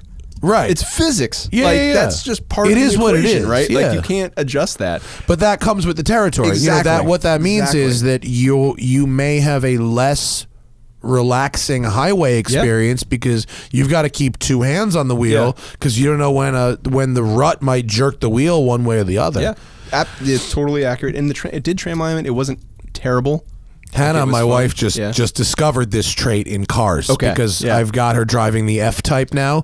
She's got an F-Type S, and it doesn't do it that bad. I think the front tires are like 265s or something, but like she doesn't know what that is. What that sensation She's is. trying to describe it. Yeah. She's like, first it feels like the wheel's about to fall off, then the car turns the other way, and I'm like, and I'm trying to figure out what she's meaning, and I'm like, oh, I was like, you mean when the trucks wear little ruts in the road and the car catches them and moves around? She's like, yes, that thing. I was like, that is called tramlining. Sports cars do it. Yeah. So it had an acceptable amount to my mind for the intention of the car, which is a sports car with carbon fiber wheels and the biggest, brake rotors in the face of the earth, right? Yeah, the only reason I asked, because that was pretty much my only knock on driving the 350R on the road. Yes. It was almost perfect in every other Except for way, that. except it was darty as shit on the highway because of the tram lining. So Yes. I'm sure this was even the same or worse. It was acceptable to me because of the car. Yeah. And I will say, relative to GT350, I know people have already made this comparison out there. It's no big, nothing obvious, but like GT350 is to GT3 what GT500 is to GT2 RS. Right. Right. Yep. It's that setup, and it even comes down to like the character in the engine. Right. The GT500 sounds all business like, ton of noise, crazy power. The GT350 has all the character. Right. Because that thing goes to 9,000 or whatever it is RPM. 8250. 8250, yeah. Where does this go? 7? 75 maybe? Yeah. I forget off the top of my head. It's got a dual clutch. I'm not looking at the tach. Right. Right? It goes. I remember reading. I think Jason said it goes pretty high. It does go pretty high. surprising. But I wish it had the sound of the 03 Terminator Cobras. Yeah. I bet. So GT500s in the past, if you recall, which I'm sure you do, all you've got to do is do the aftermarket air intake, and then it brings back all the blower wine. That's what I want. Yeah. You can get it. I mean, in the past, that was how you did it. Yeah. Is that Ford always figured that the standard owner would not want all that blower wine, and that you could get, I think, even from Ford Racing, just like the That quote kit. cold air intake, and it's just all the blower wine in the world. I don't want any more power. Just give me that little blower wine. Oh yeah, It's gonna be the wine's totally. fun. That- That's when gonna be it's totally. Yeah, Yeah, it sounds so good. Yeah. so much fun. Yeah, but the car rocks. I mean, I got nothing but good things to say about it. Outside of the launch control being a little slow to engage, and what else? That's a pretty chill it. knock. Yeah. That's pretty. I mean, chill. the bucket seats are bucket seats. They're the same as the three. Are They're they the not- same as the 350s, the Recaros. Probably, but I'm don't quote me on that. Are they not great though? They're no lumbar, so for me, What? I'm a little sensitive to that. I need that. But I also don't like Porsche's bucket seats. Like I can't do them. I would probably, if I bought one of those, have a custom lumbar pillow made for them. Yeah. They're not the worst. They're shaped well, Easy but if you solution. have a lumbar need, it is notably absent. Yeah. So those were my only real complaints, which aren't really complaints. They're all right. I think that's an okay. I mean, if the car is $80,000, like They're not complaints. You're Low a car sevens. critic criticizing a car. It's literally your job. Yeah, this is true. They're not complaints. Well, okay, I say complaints so people listening don't go like, well, can't do this car now, because it's not. In my view, it's like, it's a pretty minor critique. You just gotta right? sit in it first. But Yeah. I think there are cars out there that have like mechanical lumbar, where like you move a lever and then you just feel something push against you.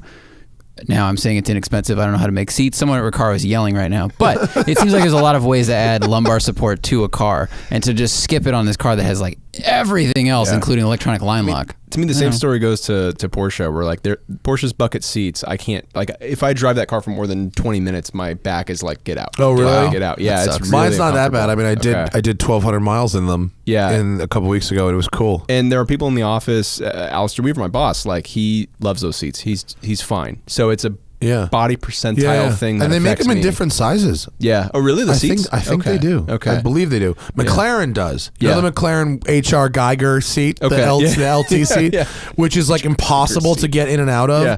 But once you're sitting in it, it's incredible. Yeah. It holds your body in the absolute perfect ergonomic position. It's amazing. That's good. It's amazing. Good. Yeah. Good seats are tough. But I mean, it's tough to find, but when you do, it's like, oh, why can't they all Mercedes, AMG does it the best. Yeah. Because they employ all those spine surgeons to make their seats fucking awesome. Yeah. Like S63. Oh, that's a good one. It's got the hot rock massage. It does. Oh, yeah, has a simulated hot stone massage. Mercedes also has all that active comfort stuff where you put it on. It's like a 5-minute video that tells you how to move your legs and move your hips. Oh, dude. I don't know if it's made down from like the S classes or the SL classes, but yeah, they have like this thing you can turn on and it tells you how to rotate your shoulder and move your neck. To keep good. Well, the spine surgeons were definitely on this. So they funny. do that. I think when we flew to Thailand, the airline. I've been on an airline that was Singapore Air or something, and they did the same thing where it was like 8 hours into the flight, a video just came on all the screens. It's like Zumba time. It was like, it's like, here's how to move and exercise so you don't get a blood clot. Pedals come out from underneath the chair. I couldn't understand anything, but actually the engine's down. You're going to have to pedal. That's awesome. Yeah. So we have a thumbs up on C8 and a thumbs up on GT500. Yeah, it's a real good time to be into sports cars right now. I was kind of bummed when I was like, why didn't I get invited to the GT500? And then I realized Travis sent me to the R8 launch because someone else from Road and Track got to hook up. I think Camisa. Oh yeah, Camisa I saw Camisa there. Yeah, that's a very Camisa thing to do. And I think what did he complain about? I think he liked the car a lot. He did. I think he did. I mean, he's we were on fucking tough one. We were on different waves. He's a very tough one to please. Yeah, I was. He liked it a lot. Did he? Yep. Yeah. His Instagram review is good. Yeah, but he liked it a lot. It revs to 7500. Oh, there you go. And he wrote a lot. Go see Camisa's Instagram for his review of it. It's on. It's on Instagram, Jason Camisa. Yeah, I'll get one when they come out here. Yeah. I'm excited though. I mean, what's not to like? Yeah, I mean it's a 760 horsepower Mustang that can put power down. Yeah. And handle well too. How's that a bad thing? And it has. I imagine it at slow speeds. It has good manners. Yeah, it's like whatever. I mean, you could. I mean, we drove it in Vegas, so again, tough to gauge ride quality and stuff based on the roads, but it was totally livable. Even the hardcore track pack version, which is lower and should be firmer and all, it was fine. Yeah, that's good. That's what I like. It's so amazing that they can build these cars where the envelopes are just like insane-o fucking power and also like 25 miles a gallon maybe, right? Or whatever. Like because you got a crazy overdrive, you can just park it in and forget about it. I got in the high 20s in a McLaren 720. That's insane. I mean, that's just like ridiculous. Yeah. That's just crazy that you can do something like that. Things like 800 horsepower. It's great. It's great. Awesome. It's a real good time. So good. It's the benefit of all this efficiency, right? Yeah. That's the side effect is you get good fuel economy as well as a gazillion horsepower. I feel like in the 90s, and in early 2000s, I was always complaining like, I kind of wish I was alive like the late 60s, early 70s, like drag racing, hot rods, muscle cars, all that shit. Before smog came in, it was just, it seemed like it was more fun. And then now, I disagree with my previous self because it's like you can get 700 horsepower with all these systems around. You can be comfortable, or it can handle, which is a good thing. You can stop, which is a good thing. Like cars can do so much. I think you're on the right track from a design perspective, though. And by the way, if you want the old shit, you can. That's still here. You can still have that. Buy it. Very true. Yeah. That's here too. There's just more laws. I feel like. But yes, it's a bit more challenging, and they've been around for 40 years now. So, yeah. They didn't change much. I don't know. I feel like so much of that stuff is so durable. I try to drive my truck once a month, and every time I do, it's like, oh yeah, this is what cars were truck, like. The orange one. I gotta right? bring it by sometime. Oh, that thing was cool. Yeah, you got to drive it. I'd love to. It's definitely a harsh reminder what driving these things is actually like. They actually, at the GT500 launch, they had a 67 GT500. Oh, yeah? Did you drive it? Yeah, I drove it around the parking lot really quick. You're like, what a shitbox. It's a product of its time. Yeah. Right? And it kind of looks funky in today's cast against the context of like a modern car today. But it's a neat car. I mean, I'll tell you what, when I drive, it's very pretty. Yeah. That's the same color as the one we saw right outside here walking in. I wonder if it No, it was we saw a convertible. You saw, yeah. Right, literally as we as Carlos and I walked up the stairs, there was same color, probably same year, convertible, just cruising by on Inglewood. Whoa, very fun.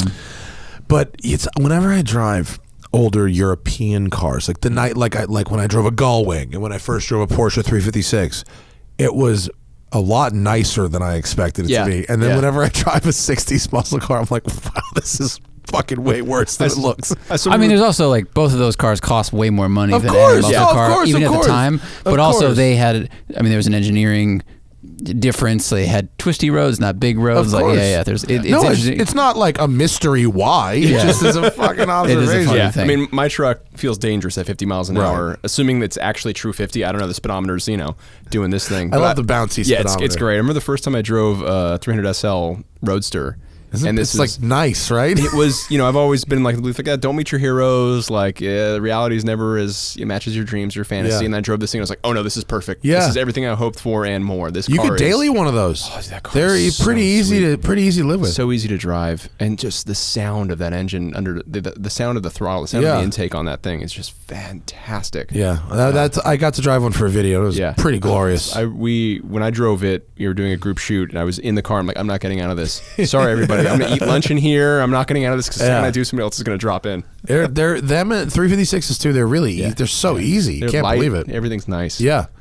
What else? Anything else other than these two beautiful like high-end sports cars? That's been the most exciting stuff lately. If I'm totally honest, I spent a lot of time in our Model 3. These are getting pretty far back in terms of in terms of time. Your Instagram is need to be updated a little bit. It probably should be.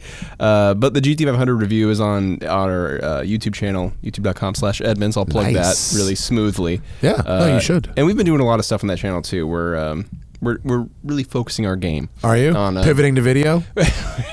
Pivot to video, but away from fucking Facebook. The pivot happened a while ago, right? But we've been doing a lot of stuff lately with regard to video that I'm really proud of because I'm trying to drive a lot of the creative there, and so I'm proud of a lot of the stuff that we have up. We're trying new things, making content that should be more interesting for a lot of people to watch. And Road Noise is a good name. I like Road the Noise, name Road Noise. Edmunds.com/Road Noise. Yeah, that's a good name. Yeah. That took a long time to come up with. It does, don't all they? All the good car pun names are taken. Names are hard as shit. Names are real hard. It took me like 6 months of just writing words to come up with the smoking and then tire. When you find it, you're like, yes. Yeah.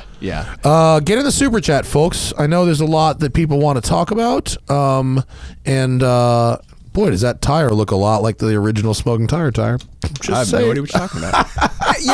You have tire shapes, right? How many tire shapes do you? I don't know. Are there every tire logo, tire tread pattern comes after like the Pirelli P0 from like 10 years ago. Yeah.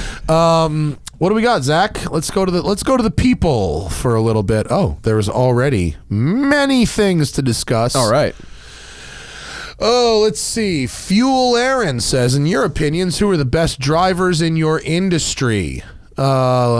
Okay. Randy's very good. There are race cars drivers in our industry now. So J.R. Hildebrand writes for fucking Road and Track. He's up there. Yeah. Chris they kind of ruined our game, didn't they? Yeah. A little bit. All these pros come in and we're like, oh, crap, they can write too. Yeah. Chris Harris is great, obviously. Yeah. There's no like... Justin Bell's probably pretty good. Yeah, he does all right. Yeah. Yeah. I mean, there's the guys who are the shoes, right? Yeah. The guys who made their living racing the cars, and they're like, I'm going to retire and start writing about them, or slowly move into that. Yeah, and then if you're talking about fast club racers, Jack Baruth, Travis, Sam Smith, they're all fast. Mm-hmm. I'm okay. You're pretty good. Matt's pretty fast. Kamisa's pretty good. Yeah. I mean, there's a bunch of good ones. Micah over at Kelly Blue Book's really fast too. Yeah. I think. I don't know about best, but that's a pretty comprehensive list of people you should listen to about vehicle dynamics. Yeah. Daniel says, what is the best minivan currently out there? And then he says, parentheses, like you guys would know. You know who would fucking know? Zach Clapman, minivan extraordinaire, production behind the scenes. You have driven all the minivans. I mean, it depends on what you're doing with the van. If you need to store a bunch of shit and drive quickly on a racetrack, you want Dodge. The Dodge Caravan Dodge Sport. Caravan. Yeah. Of course. Or I think they make an RT version, which is because they have an black. SWB. Okay, they've got a short wheelbase. It non-grand feels light. Caravan. The short Caravan. And you can shift it manually, sort of. Perfect. And Stone Go, which is a great invention. Stone Go's But good. if you want to be comfortable, You should get like a Sienna. Sienna we or ran one of those Odyssey? once, and it was just like, oh, this is how I want it to be on the highway. And like the Caravan's fun on the track for production, but it's not a great for transporting people long distances. Minivans are really challenging to review because so many people buy. Like, it's a small group of really passionate owners who have extremely different expectations of what they should be. Oh, of course. I'm like, how is it on a racetrack? Who gives a fuck? No, I mean, there are retirees who just want to be able to take the seats out, show the seats, and put Right. a bunch of stuff on it. There are parents who have families and soccer matches they have to transport. Like, it's a really diverse range, and they're all using that van to the maximum of its capabilities, unlike any truck owner or sports car owner. So is right? Zach. Yeah. I mean, I've been impressed with Honda, Dodge, and Toyota when I've rented them. And I had a Nissan van that just had like strange ergonomics, Quest. strange The Quest, visibility, yeah, the it Quest rode like kind of shit. looks strange too, Yeah, that was yeah. no good. But the Yeah. other one's fine. Yeah, determine what you need it for. I will plug P-Voti, the Road and Track Performance Van of the Year test. I'm not bullshitting. We did it. Yeah. We had Ross Bentley drive. Okay. Who is another one I would add up to the top of Mr. Fuel Aaron's question. Ross Bentley, author of Speed Secrets. So I won't give it away. I'm not going to scoop the scoop. But we had 3 vans. Okay. And Ross said it was the most fun he had in the 3 days. Where'd you guys run them? Thunderhill West. Thunder Bro, Ross was mobbing. He didn't give a fuck. Tell me He you got was a great. jump shot in there too. Oh, we had wheels in there. Oh, there's awesome, wheels in the air awesome. for sure. Oh, great. No, yeah, he was enjoying himself. Good. We had the Town and Country. Yeah. We had I think we had a Caravan. We had a Pacifica. We might have had an Odyssey also. Okay. Yeah, it was good. That's good times. Yeah. Andrew Wilson says, I bought an E36 M3 as a second car with a Mark 7 Golf R as a first car. Did I make a good... Wait, what? Green. What is that? It says green slick top, but it's an M345 from. Did I make a good choice? Did I get a good deal? I don't understand the question. We don't know what you spent on it, but I think a slick top is hard to find. Boston green is an awesome looking color. M3 4-door 5-speed. That's what that means. M3 4-5. I love those. That's the best combo of that car, Green isn't sedan, it? yes. Green sedan 5-speed is the best combo of that car. Yeah. Did he make a great decision? I think you made a good choice. Yes. Did you get a good deal? I have absolutely no idea what you paid, but Or what condition it's in. or what conditions in. If but it was from Boston, bad idea. in theory, It's gonna be fucking rusted, dude. should be It's nice. gonna be. Anthony says one car your dad liked and you'd never guess. Like, does that mean it's a car that your dad would surprise My you? dad liked the Dodge Stealth, and I was very surprised by that. Really? Because he does not care about most cars. But this was like in the 90s. He's like, you know what I like? The Dodge Stealth. That's really funny. Do you have one? I have one. Uh-huh. So my dad was a car guy. Yeah. Loved sports cars. Had a 914 in college. That he autocrossed. Did everything. Loved his Chevy Impala work car. Nice. Like an Impala SS 96? Nope. Like How old? a What year? modern What? Impala. Oh, like rental the car front-wheel edition. drive? Yes. Oh, what did you Love like that. about it's it? Big. Just the space. It's big. Just big and spacious. It's big. I like it. Yep. Yep. My dad, so here's one. My dad, so you know that my mom had a series of Lexus RXs. At one point she had 5 concurrently, Lexus RXs. The first one she bought when they first came out, except she didn't buy it. The first RX my dad bought for himself. He's a 6'5", and he bought a 1998 RX 300 for himself to commute in. And he never fucking fit in it right. His knees were always jammed to the dash. The steering wheel was canted away like a fucking Grumman panel truck because it didn't fit under his legs. The seat never went quite far back enough. And after about a year, my mom took over and became the patriarch of the Lexus family. But I was like, Dad, what's wrong with you? And he's like, I just like how it drives like a car. Yeah. So that was a weird one. He was patient zero for crossovers. Patient zero for crossovers. Yep. Finally, he has one he likes. They got rid of the oldest Lexus in South Carolina, and my dad bought a CPO like 14,000 mile Highlander, Toyota Highlander Limited from like a year ago. Yeah. It's pretty sweet. Yeah. Super comfortable. It's got that really clever little shelf system. The in shelf the dash. system. Really nice. Yeah. Oh, with we the love it. wire pass through. We love the shelf I don't know why system. more cars don't have that. And it's got a ton of room. Yeah. It's just so comfortable. Like, they've done such a nice job with that Highlander. Remember how terrible the first one was? Yeah. Oh, the 4-cylinder ones from What a that generation were not fucking pretty great nightmare. either. But Andrew Wilson says, I'm coming to LA in November. Is a Petersen Vault tour worth it? Oh, yeah. Yeah, absolutely. Going to the Petersen is worth it, and if you're already there, getting the Vault Tour is worth it. We were actually there this week filming our awards for the end of the year. Did a night shoot, and it was really fun to walk around that museum with nobody there in the middle of the night. Really neat. It like emptied, like the night of the museum shit. Yeah, we were basically there. Well, the cars come alive. Last night, the night before last. Yeah, right. Start talking and driving around. And, You know what I laughed at when I was there? They had the Transformers, like whatever Bumblebee Beetle, and then next to the Beetle, I just looked at the Beetle. I'm like, and I looked at that thing. I'm like, there's no way that the amount of metal and stuff this does not work out. The robot would not fit Is that in your that problem car. with the movie? That's one of them. But it was just like I was there. There's I'm like, no way this works. they're just like, well, they're side by side. It's so funny. Like, there's no fucking Forget way. the fact that it's artificial intelligence from space, right? We can program that. There's only you can't have two pieces of matter in the same place. This is one physical property of physics that we know to be true. They Petersen's really embracing the Hollywood thing, though. That whole ground floor is pretty much prop cars now, huh? Did you see the R8 race car that has the rear engine exploded? Yeah, Yeah. it's very cool. So cool. Yeah. And I was so happy to see the police car from Demolition Man, but not as a police car. Like, did you see this? You might have skipped it. Demolition Man is one of my favorite movies of all time. It's a solid movie. And so the police car, which has self-driving and all these interesting things that sort of came later, I guess it was sort of this weird concept that the GM made as a concept. The Demolition Man people wanted to use it for the movie, and so GM built them like a dozen of them.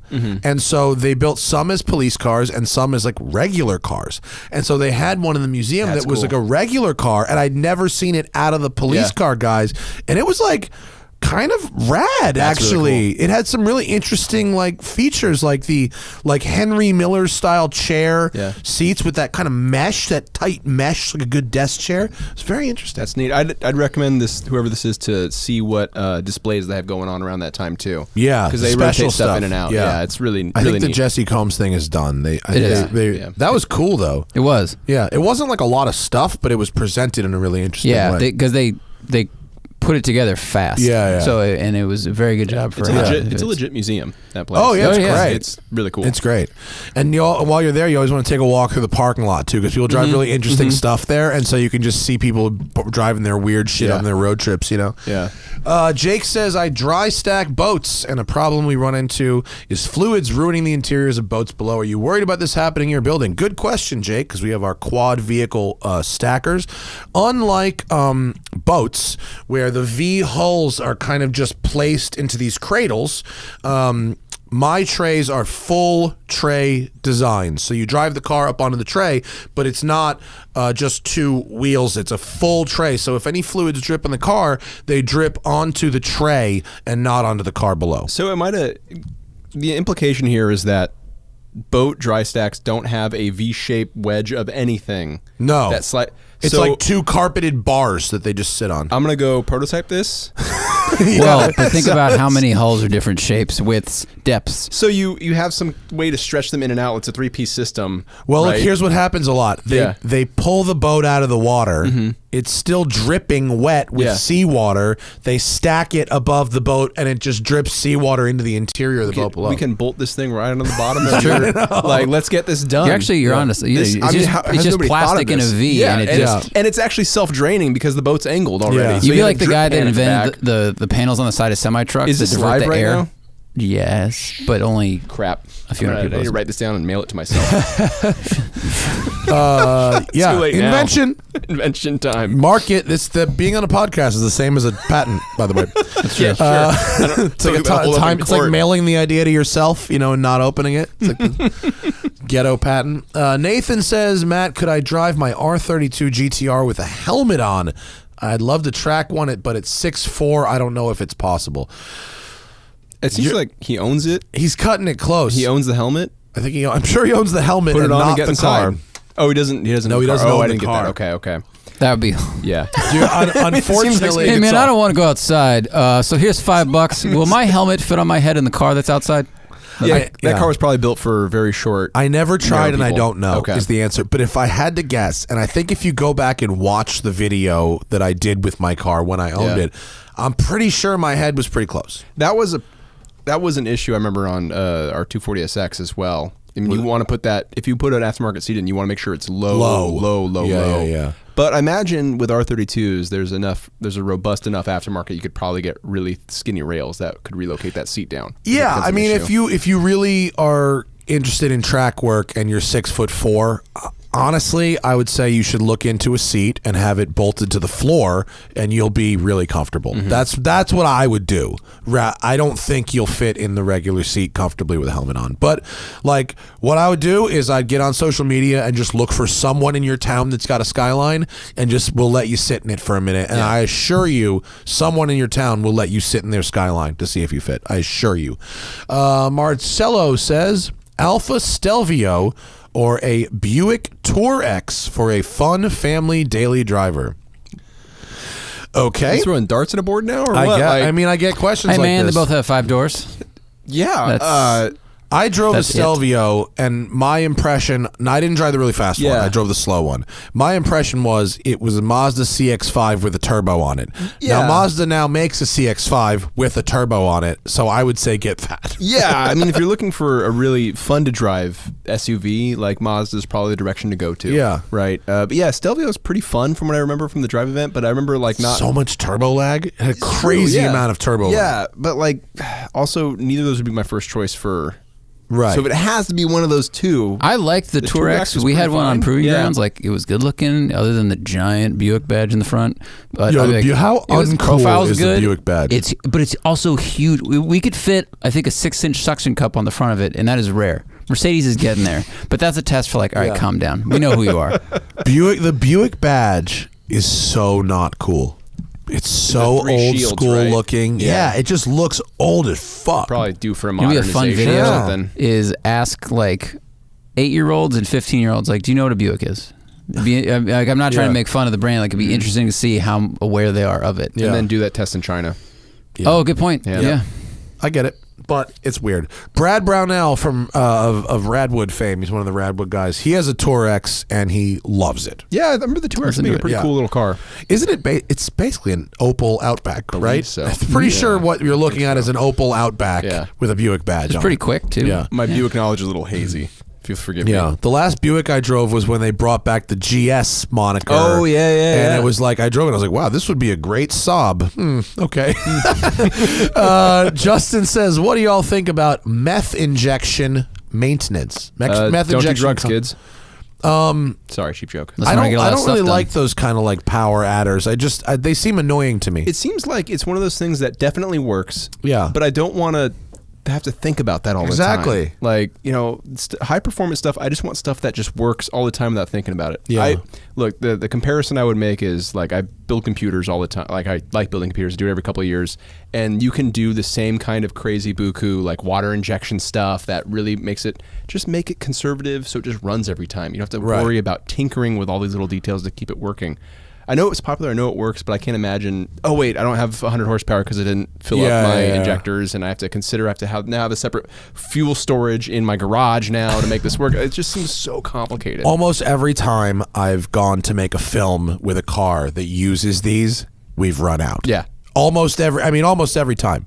And like, I've never found that the trade-off is worth the headache of trying to deal with the tank of shit. Also, go ahead. I think a lot of people, like, the OEMs do it, like the BMW, what was it called? Well, it's water. That's the water though. Oh, right. to cool Sorry, the air. meth injections is like a power adder, Yeah. but people want to see that number and be able to put it on the forum or think about it. But if you Just make can't it up use at it that that point. often, honestly, yeah. If you Seriously, can't use it, why like, not? If you're not using it, it's fantasy anyway. Yeah. my favorite was It's like putting nitrous and never using it. Right? this guy. He had a 900 horsepower shop truck. It was an F-150. Looks like nothing, and he put a blower on it that's good for like 2,000 horsepower.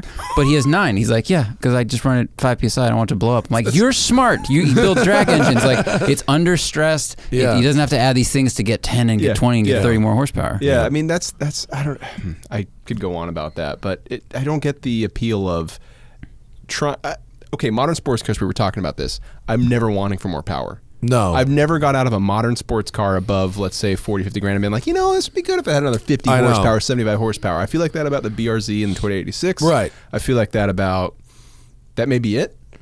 Like everything from a Mustang GT upwards, I'm like, this is good. Lots I'm of happy power. with this. Yeah. Yeah. If you feel like you're running out of power, I guarantee you're not.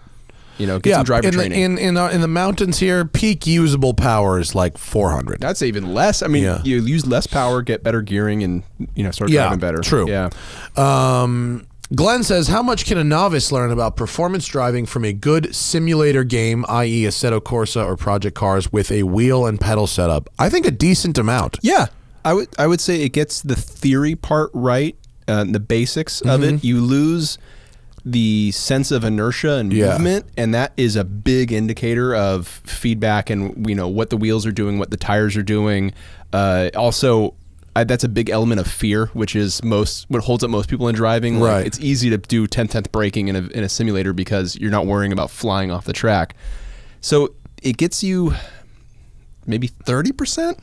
I think if you combine it with some real world experience on a real racetrack in a real car, you can get a lot out of it. Yeah. And if you're going to a new track, it can certainly improve your learning curve, but it is not a full-on substitute for real driving. If he's asking as a rookie just learning the basics, right? That was the question? Novice. Yeah. Novice, that's a good avenue to go down. Yeah, it'll help. It definitely helps you with racing. Absolutely. Like, it'll help you learn how to set up a pass and do racing shit. But in terms of the basics of vehicle dynamics and the limit, it's not really a good substitute. Yeah, it'll get you. It'll start you on the right path.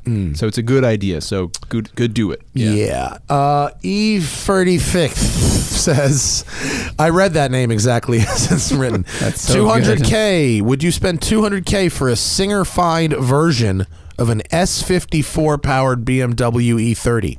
That's very specific. Okay, because he's referring to one that I drove. John Ward at Icon is building what I assume will be a $200,000 version of a BMW really? 2002. Yeah, it's got a 230 drivetrain under it. He's been talking about this for a bit. I Yeah, remember. it's got all keyless entry and all this crazy, all the modern BMW systems under a 2002. Yeah. No, for me, no. I would tap out at that point. That's the buku burn the money amount of money. Yeah. If I'm spending 200K, I need some of it back eventually. I'm not. I mean, you're assuming that I have a level of wealth that $200,000 is not an issue. But in my current situation, I'd be like, oh no. Yeah, I have a certain threshold. Well, I think also a good modded E30 for me, the joy is driving it a certain way and the way it feels, but I wouldn't get out and look at it. If it was modded, I'd be like, that looks cool, but it looks like performance. Whereas a Singer Porsche, it's got curve, it looks beautiful. You look special. There's other cars that would look better with that treatment. Preston Myers says, last time I wrote in, I was asking about new V8s, but I scratched that and decided to buy a drag car, a Fox body roller with all NHRA safety stuff, but no motor and trans. What powertrain should I get? I want to run 10.0 in brackets. Not knowing this person's drag racing history or experience, I would say get whatever powertrain gets you running soonest. That's a good one. There's no substitute for actual track time. You can spend an infinite amount of time in the garage making something work that will never work. Get running. There you go. That's a good one. Yeah, and if it's a Ford or Chevy V8 of some kind, you can get to 10 seconds. Yeah, pretty easily. Yes. Yeah. I would say the easiest, most reliable combo that you could run is a junkyard LS setup with a basic supercharger and a 6-speed automatic gearbox with maybe not even a trans brake. Pretty straightforward. And a Ford 9-inch rear end. Done. Yeah. You know what I mean? 410 gears. Done. Yeah. I mean, and that should just work, I think. Yeah. I don't know this person's situation, but people have a tendency of over theorizing and over crafting these big elaborate plans that just keep them further and further from actually just doing the thing. Yeah. Shorten that distance. You gave me very good advice when I was car shopping for 6 months straight, and you're like, hey man, you've been looking for 240s for half a year and you haven't driven in half a year. I was like, shit, that's a great point. Just get out there. Yeah. That's good. That's good advice. I like that. Andrew says, if you could experience any car again for the first time, which would you choose? My first Ferrari was quite special. It was a 550 Barchetta, actually. Which, so it was a V12, 5-speed gated, might have been a 6-speed, but it was fucking pretty spectacular. and I wouldn't mind having the feeling of my first Ferrari again. Yep. The two that I immediately went to were 300 SL Roadster, which we talked about, and LaFerrari. LaFerrari. Yeah. Never had to go in one of those. Yeah, pretty special. Yeah. Very special. Yeah, I wish I can still feel that moment. Cruising and just feeling like, not even going fast, just driving at a moderate pace and just feeling really wrapped up in that emotion at that time.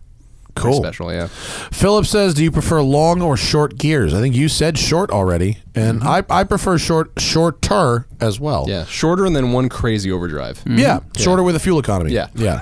Oh my God. Okay, let's see. No bad something. Blah, blah, blah. It says, should I get an old 135, a used M2, or a brand new M240? It's my only car, but I don't daily drive it, and my first rear-wheel drive car. I'm coming out of a Fiesta ST, and I want to do some autocross, but I need to road trip. Is reliability a concern with the N55? I would say used M2 non-competition is where I would go. Yeah, CPO warranty. I would bounce back between that and an M240. Because the reliability question, I don't know enough about. I'd defer you to the forums to see how big of an issue that it actually is. But yeah, between those two is flip a coin. If you don't just want a weekend, like if you want just a weekend car, I'd say build up a 135. But if you actually want to drive it a bunch, the M2 non-comp is quite nice, especially for distance too. Quite nice. Yeah. Probably has better steering than the M240i as well. Yeah, a little bit better feel because it's an M car. Like it's going to be a little bit more prepared for what you're doing. Has he done, or I don't want to assume, have they done any? Does he say there's any previous track time? Or driving, or just occasional? Doesn't. He had a Fiesta ST. First rear-wheel drive car. First rear-wheel drive car. So yeah, I mean, either M2, M240. Frankly. I would get in the M2. Yeah. I think M2. Even it'll have better resale. It'll have better steering. It looks better. You're cooler when you drive one. Wider track. Cool car. And I prefer the engine in the non-comp. As you'll see when in my comp video, they changed the engine. Yeah. It's based on the M3 engine now. Okay. But it's actually, I think, in my opinion, been made worse, which you'll see in my video of the M2 comp. The second and last question. What are your thoughts on the official 2021 Formula One car design? Does it look too similar to the Indy car? What do you think? I haven't really seen it at all. Is that it? 2021 car? Is that a rendering? Is that actually it? Wow, this is on F1 Formula1.com. Damn, that looks awesome as hell. Is that really what it looks like? That looks rad. Punch in a bit. Can we make that bigger? Fuck. I like the 18-inch wheels. I think if we do this. Right? They're going away from the 13s. Is that really what it looks like? I fucking hope so. Formula1.com. That looks awesome. That looks amazing. Okay, so it's much flowier than what they have now. Just like it's just planes. It's like shredder. Everywhere shredder. It's this that drove through like an airplane supply shop. This is very curvy. I haven't watched Formula One in a long time. These cars look cool. I haven't watched a race in a minute either. I got to get back to. Okay, what does the Indy car look like? I haven't seen what the Indy car looks like yet. He pulls up the exact same image. That laughed so hard. The 2020 Indy car. Oh, well, that's fucking sexy too, isn't it? Open wheel cars are looking good. Guys, breaking news: race cars still race cool. cars look good now. Race cars are cool. Oh boy. Oh jeez, that is a lie. That image. That is not a. That image done fucked. That is not an 800 by something. That's a fucking good looking car though. So they've really. In the Indy car, they've really opened up that area around the front tires and made the front wing very simple. Wow. So is that a low comparison? This isn't a great angle, but the behind the front tires of the F1 car, there are 3 vertical fins that seem to stick out a little bit. Yeah, so it's more filled in, whereas the Indy car, right behind the front wheels, is a completely empty space until basically the top part of the windshield. Am I looking at the Indy car wing wrong? Or is the rear wing? Yeah, the rear wing is just not one.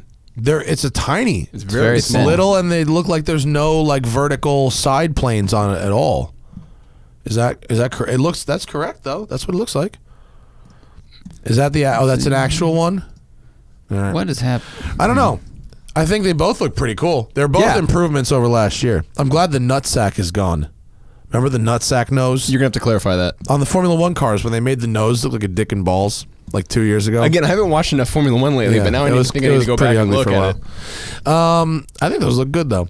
Just for Funner says, thoughts on the first-gen Porsche Cayenne Turbo? I found a company that makes a 5-inch lift kit for it. A mild off-road Cayenne Turbo would be fast and fun.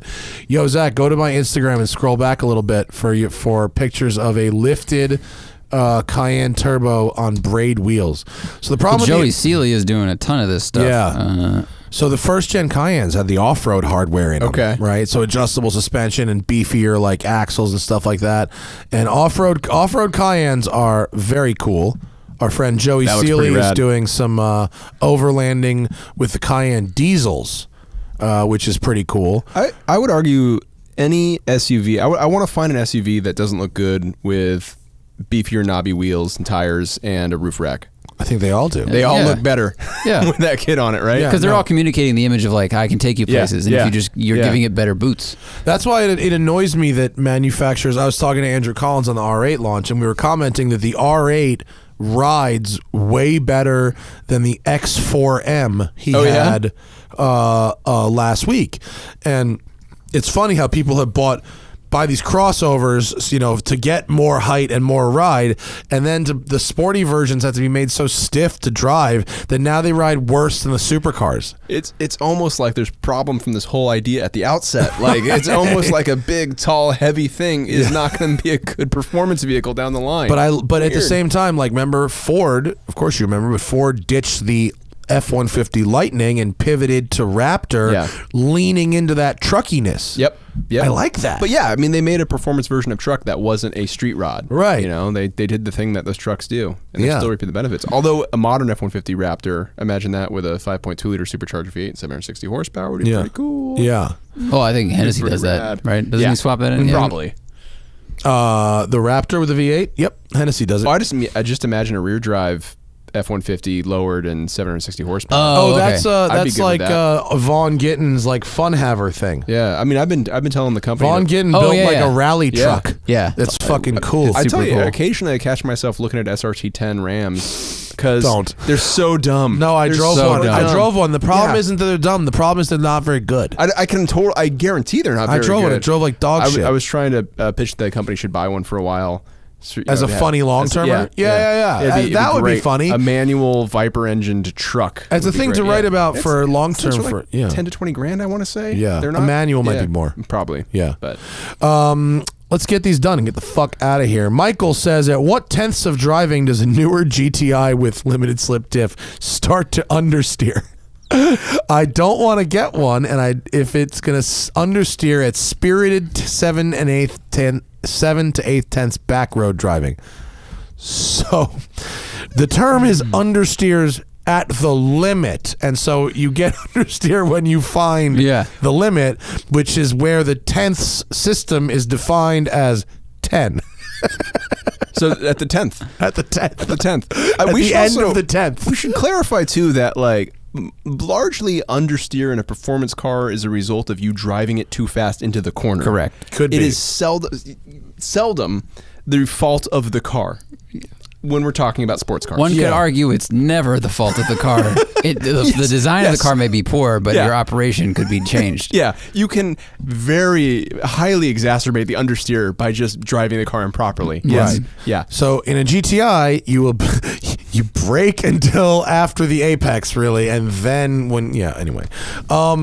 A GTI has a lot of grip for a front-wheel drive car, and if you get the limited slip diff, if you're driving it properly, it really shouldn't understeer at all. Is the answer. If you are discovering understeer limits on a public road, in a GTI, stop. Stop immediately. Slow down. Stop immediately. Yeah. If I or anyone in this room drives a GTI at 9 tenths on a public road, there's no understeer. So just work from that point of view. Wiley says Ford F-150 Tremor. There's your fast rear-wheel drive truck. Yep. Yeah, I say yes. I don't want one, but I'm glad it exists. Oh shit. Sorry. Last one. Really. Then we're getting out of here. BRZ with performance package with plans to keep and supercharge for 90% week and track use once it's paid off, or should I look for a lightly used Cayman S instead? Cayman S? Cayman S. Yeah. The answer is Cayman S. Cayman S, yeah. I mean, I thought he was going to go like Mustang or I don't know. I thought they were going to go like Mustang or Camaro, but yeah. Yeah. Cayman S is the alternative. Yeah. Cayman S all the way. Yeah. I agree with the gentleman. Oh, is there one more? Fine. Casper says, would you rather have a first-gen manual R8 V10 or a Ferrari F12 as a weekend car? Manual V10. Manual R8. F12. There it is. F12. That's the show. Check out Silos Elgo on Edmund. Carlos is going to be on Edmunds Road Noise on the YouTubes. Go watch his GT500 review like I'm going to do later when I gets home. And when you're car shopping, go to Edmunds.com, find the perfect car, and we'll tell you how much you should pay for it. And then go to Autotempest.com and search for the car you want later. Yeah. They're an advertiser. Okay. They're great. They've been with us for a very long time. Are they here? Are they in the room? Like me? They not in the room, sir. Edmunds.com They for is life. not in the room. Well, they can learn how much they should spend at Edmunds.com, and then being more informed, go shopping on Autotempest.com. Just you wait. Scroll that down so people can see his headline. It's Carlos Lago on Twitter and Carlos Lago 6 on Instagram. He promises he'll do a better job posting on Instagram. Don't you, did Carlos? I say that? Yes. Okay. You will. I'll try. Next week, do we have more shows this week? What do we have? Do we have another show to record this week or no?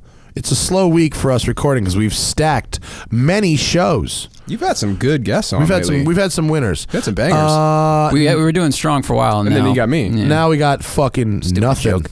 Yeah. We're going to have some more. We have some more coming soon. But that is all for us tonight. Thank you for watching us live and donating through Super Chat and all those good things. Thanks for coming in, Silos. Thanks for having me. Appreciate it. Anytime. Enjoy that Camry, motherfucker. The Smoke Guitar Podcast is powered by Shout Engine. Get your own damn podcast at shoutengine.com. It's easy. All you need is a microphone, a connection to the internet, and ideally something to say. Good evening.